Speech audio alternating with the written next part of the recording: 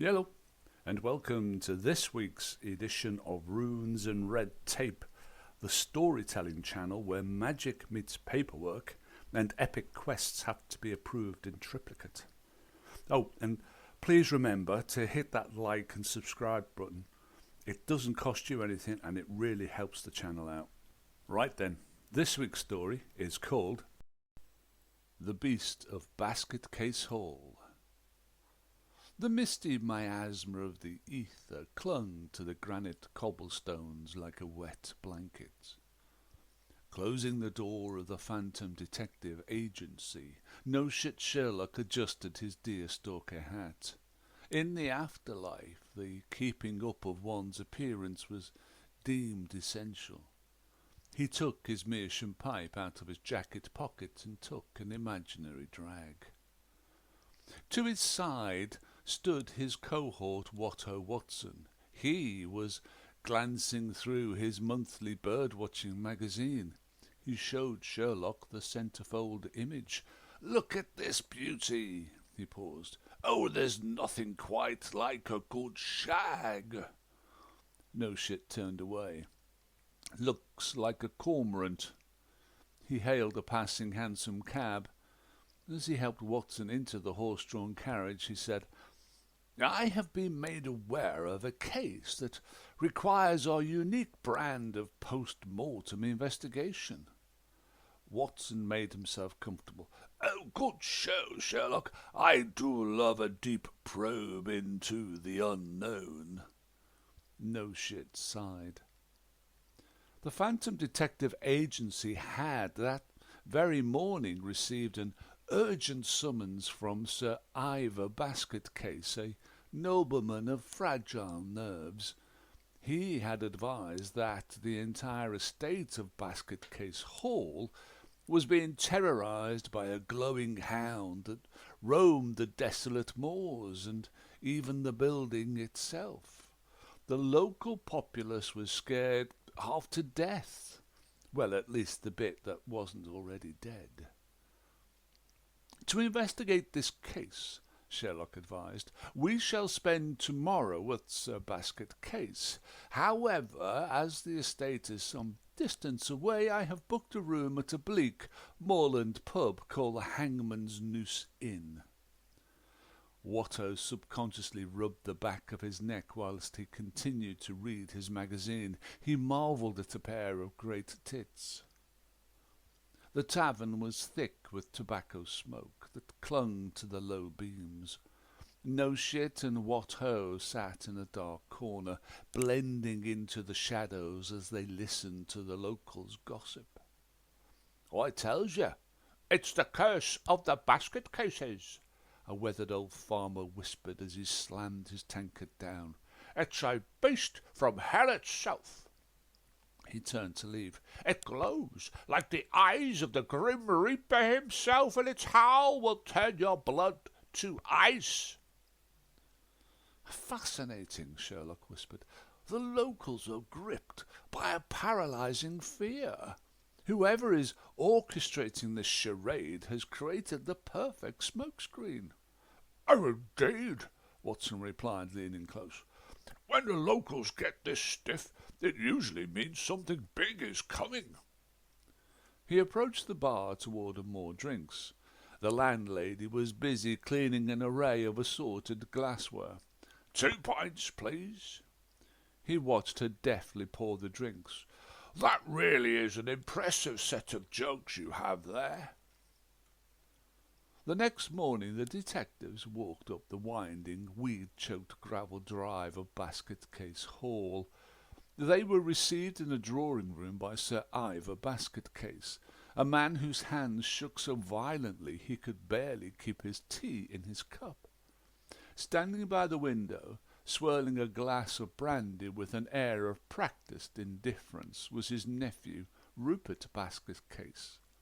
Rupert wore a sharp, expensive suit, but his eyes were shifty, darting nervously around the room.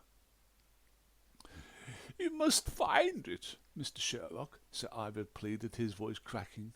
"The hound bayed outside my window again last night. I cannot endure another evening of this supernatural torment." "Do not despair, Sir Ivor," Noshit said smoothly, his eyes already locked onto Rupert. "We shall scour the grounds for evidence of wrongdoing. Mark my words, the truth always leaves a footprint behind, or a paw print in this case." Rupert sneered, scoffing into his brandy. "Footprints from a ghost? Good luck with that, gentlemen. If you ask me, my dear uncle's mind is simply unravelling. I fear it will kill him, you know, again." "Your concern for your uncle is commendable," Noshit muttered as he and Watson went outside to investigate the soggy grounds. Sherlock paused briefly beside a dog bowl positioned in front of the imposing fireplace. They searched the perimeter of the mansion, including the walled garden and the old coach-house, inside which Noshit stopped. He knelt in the damp mud next to a large wooden cask.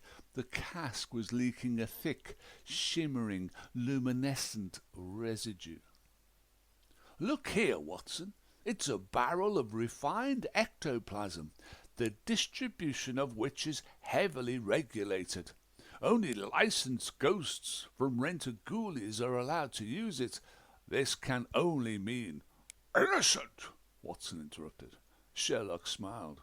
"Yes, my friend, I wager our old friend Innocent the broker has got his dirty hands involved in this caper."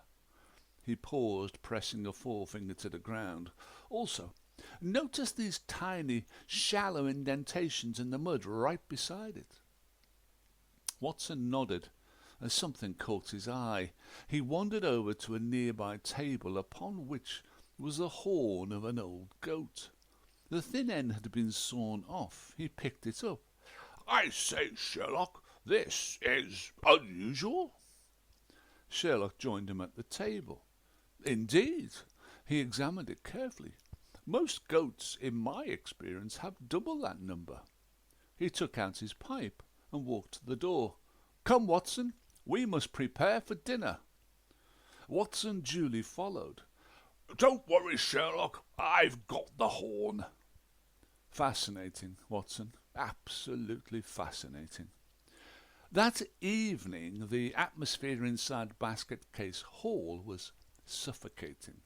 Sir Ivor, Rupert, Noshit, and Watson met back in the drawing-room for their customary pre-meal drink. The conversation was muted, with Watson particularly relieved to hear the dining-room bell sound, advising them that dinner was served. Sir Ivor pressed what looked like a knot in the wood next to the mantelpiece, and a hidden door opened. He smiled at the confused look on his guests' faces. "There are lots of hidden passageways throughout the house. There's probably more than I know about." As they entered the passageway, Sherlock noted that the dog bowl had been removed. All four took their places round a massive mahogany dining table. The silence was deafening, broken only by the scraping of silver against porcelain and the shuffling of servants' feet. "Will your dog be joining us, Sir Ivor?" Sherlock asked. But before anyone could answer, there was a sudden, piercing, monstrous wail that rattled through the panelled walls. It vibrated through the floorboards, sounding like a demonic wolf trapped in agony. Sir Ivor shrieked, dropping his fork and clutching his chest. "It's inside!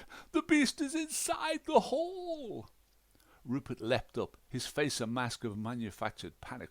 "Oh, we must flee! The air stranger's cursed! We must abandon this place at once!" "Calm yourselves," Noshit commanded, standing up and following the sound. He tracked the acoustic resonance directly to a wood-panelled wall in the dining-room. He tapped the oak boards until he heard a hollow thud. With the swift press of a hidden knot in the wood, a secret panel opened up. The terrified wail instantly ceased. Noshit stared. Watson asked, "Sherlock, is everything okay?" Noshit shrugged his shoulders. "That is considerably smaller than I was expecting." Inside the hidden alcove sat a tiny, shivering Pomeranian dog. The poor creature was completely slathered from head to tail in the glowing stolen ectoplasm, making it shine like a radioactive ball of fluff. Positioned squarely in front of its snout were the remains of a large goat horn. It barked. The horn transformed the dog yap into the thunderous boom of a hellhound. Watson gasped. "Good heavens! It's only little, but he sure knows how to use it." Noshit reached in, gently lifting the glowing pup by its collar, and turned his piercing gaze squarely onto Rupert Basketcase. He placed the dog back on the ground, and it immediately ran back to its owner. "The game is up, Rupert," Noshit declared. "I have to admit that you are clever. The use of secret passageways, the acquisition of the illegally refined ectoplasm." He paused. "From Innocent the Broker, no doubt?" Rupert didn't answer, but the rapid, split-second involuntary facial twitch confirmed Sherlock's suspicion. Noshit smiled. "Which you then used to paint your own pet dog?" Again Rupert said nothing. "Ingenious, really." Sherlock stared intently at Rupert. "Especially the goat horn megaphone." Watson interrupted. "But why?"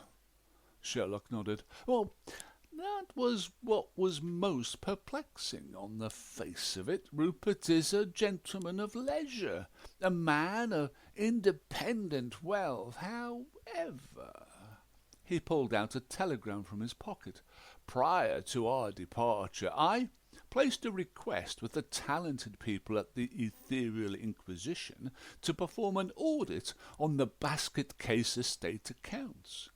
He glanced over at Sir Ivor, who looked panicked. "Don't worry, Sir Ivor, all is tickety-boo as far as you are concerned. However, the same could not be said for another basket case." He placed the telegram on the table as he turned his attention back to Rupert. "It would appear, sir, that you have amassed some quite astronomical gambling debts. You needed to inherit this hall, but Sir Ivor's stubborn longevity stood in your way, so you set this whole thing up to scare your uncle to death, or at least into an asylum, so you could sell the estate to the highest bidder." Rupert's face turned white as the ectoplasm. He collapsed back into his chair, spluttering. You meddling elves, I would have gotten away with it too." Sir Ivor stared in disbelief at the glowing Pomeranian. A wave of profound relief washed over his face. "A Pomeranian? All this time I've been terrorized by a bloody Pomeranian?" He slumped back into his chair, open-mouthed. "In some ways, Sir Ivor," Sherlock said. "This is the biggest mystery of them all." He sighed. "Why would anyone willingly own a Pomeranian?" Watson stepped forward, patting Sir Ivor on the shoulder while eyeing the glowing puppy. "Rest easy, Sir Ivor. The threat has been exposed. Now, if you'll excuse us, Noshit and I must slip back into the darkness. We have a long, hard ride ahead of us tonight." Noshit tipped his hat, and with a faint shimmer, the detectives of the Phantom Detective Agency left, leaving behind a solved mystery and a very confused glowing dog. As they waited for their cab back to their office, Sherlock turned to Watson. As I have said many times, my dear old friend, there is always the truth and no shit. The end. Hope you enjoyed that. If you did, please like, subscribe, all the usual things, and I will catch you next time. Till then, take care and stay safe.